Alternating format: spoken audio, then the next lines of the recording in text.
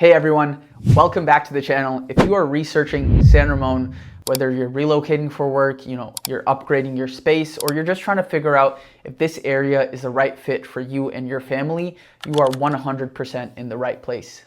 San Ramon is one of the most sought after cities in the entire Bay Area. And I want to give you guys the real picture, not just highlights, but the things that actually matter when you're making a decision this big.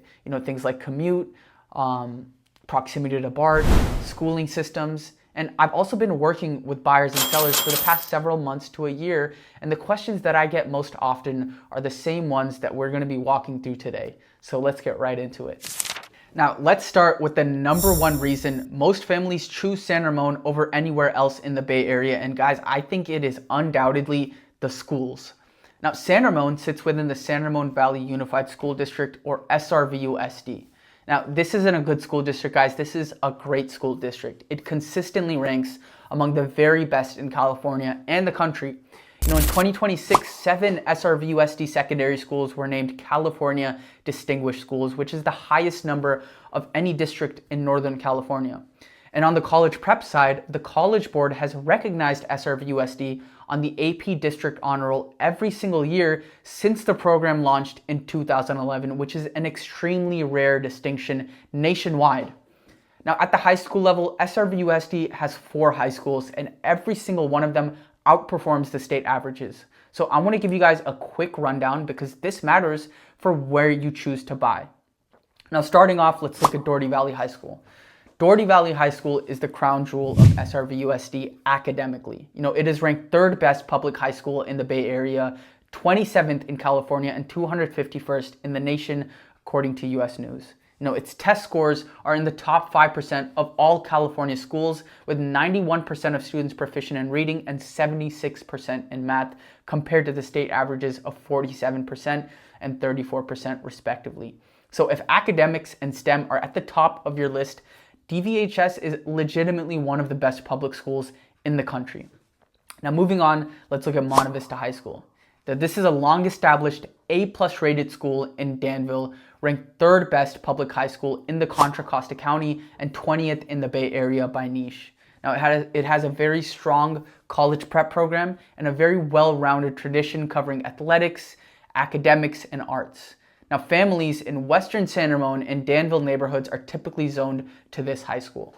Now, moving on, let's look at California High School, often called Cal High. Now, this serves the western portion of San Ramon, and it ranks in the top 20% of all California public schools, with 73% reading proficiency and 52% math proficiency.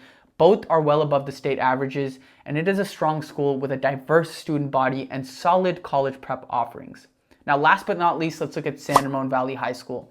This is a national blue ribbon school and a California Distinguished School as well, ranked 252nd in California by US News. It's located in Danville. It has a very strong athletics tradition alongside very solid academics, and it is one of the district's most storied campuses, which was established in 1910. Now, all 4 of these schools are feeders into top UC and Cal State programs, and the collective strength of this district is a major driver of the home values across San Ramon. You're not just buying a house, you are buying into one of the best public school systems in the state.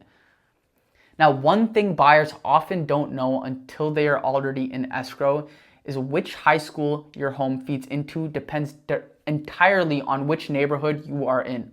So if a specific school is a priority for your family, make sure you are looking at homes zoned for that school. It is not the same across all of San Ramon. So keep that in mind as we go through this video.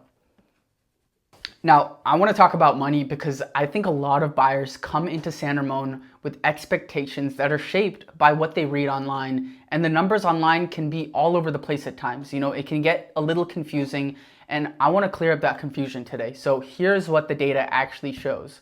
As of early 2026, the median sale price in San Ramon is roughly $1.3 to $1.45 million, depending on the source and the month. But that number hides a very important split in the market. In neighborhoods like Gale Ranch and Windermere, the newer neighborhoods, the master planned communities with the amenities, the views, and the resort style pools, you're looking at closer to $1.8 to $2 million and above for a detached single family home. Now, those neighborhoods are holding value even as the broader citywide median has softened a bit year over year. Now, in more established areas of San Ramon, the older neighborhoods built in the 80s and the 90s, you can find single-family homes in the $1.2 to $1.5 million range. It's less flash, they don't have as many amenities, but solid construction, mature trees, and often larger lots. Now, condos and townhomes do exist in the market at the $800 to $1.1 million range if you're just trying to get your foot in the door. They are a real option, especially for buyers who are newer to the area and want lower maintenance. But the key thing to understand is that San Ramon is still one of the most expensive submarkets in the East Bay. So if your budget is under $1 million for a detached home, this city is going to be a stretch. And I would rather tell you that up front than have you spending months looking at listings that don't align with what is realistic. Now, this one surprises a lot of buyers, especially if they're coming from older developments in Tracy, in Livermore, or anywhere in the East Bay, So let's talk about Mello-Roos. Now, Mello-Roos is a special tax that gets added to your property tax bill to fund infrastructure in newer developments, things like roads, schools, parks, and utilities. And it is a very common practice in these newer planned communities across California. Now, in San Ramon, many of the older established neighborhoods, the ones that were built well before the construction boom, do not carry Mello-Roos. And that is a meaningful financial difference when you are budgeting for home ownership. And in a place like California, there is a lot of budgeting that goes on when you're looking at home ownership. And over 10 years, that can represent $30,000 to $80,000 in savings compared to buying a similarly priced home in a newer development that does carry this Mello-Roos tax.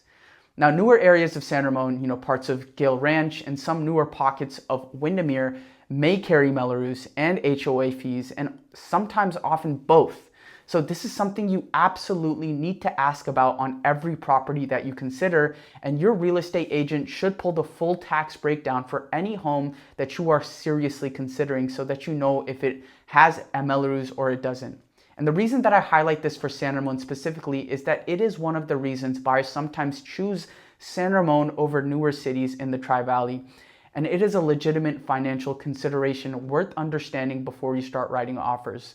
So, moral of the story, if you really like the property, make sure that you know if the property has Mello-Roos tax or it doesn't. Usually in newer developments, this is what you're going to see. So make sure that you're in constant communication with your real estate agent so that you know. Now, one of the things people genuinely do not expect when they first visit San Ramon is how much of the city has developed in terms of lifestyle infrastructure. This isn't a suburb where you have to drive 30 minutes to do anything. San Ramon has built something genuinely impressive right in the middle of the city, and that is City Center Bishop Ranch. Now, City Center opened in 2018, and it is unlike anything you will find in the East Bay suburbs. It was designed by Renzo Piano, the same architect behind the Shard in London and the Whitney Museum in New York. It is 300,000 square feet of open-air retail, dining, and entertainment built around a piazza-style plaza. Now, I'm going to go through a list of a couple of things that this city center has to offer. You've got the Lot, which is a 10-screen luxury cinema experience. Equinox Fitness, which is another luxury fitness brand. You have West Elm, Williams-Sonoma, Pottery Barn, a growing restaurant lineup including newer concepts like Allura, which brought a Michelin caliber hospitality group from San Francisco all the way into the Tri-Valley for the first time. There's an ice rink seasonally, a farmer's market, and regular community events in the plaza.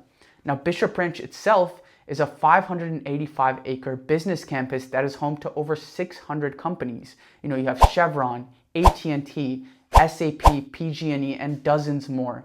And as of 2025, Bishop Ranch was leading the entire Bay in return to office recovery with employee presence up to 13% year over year.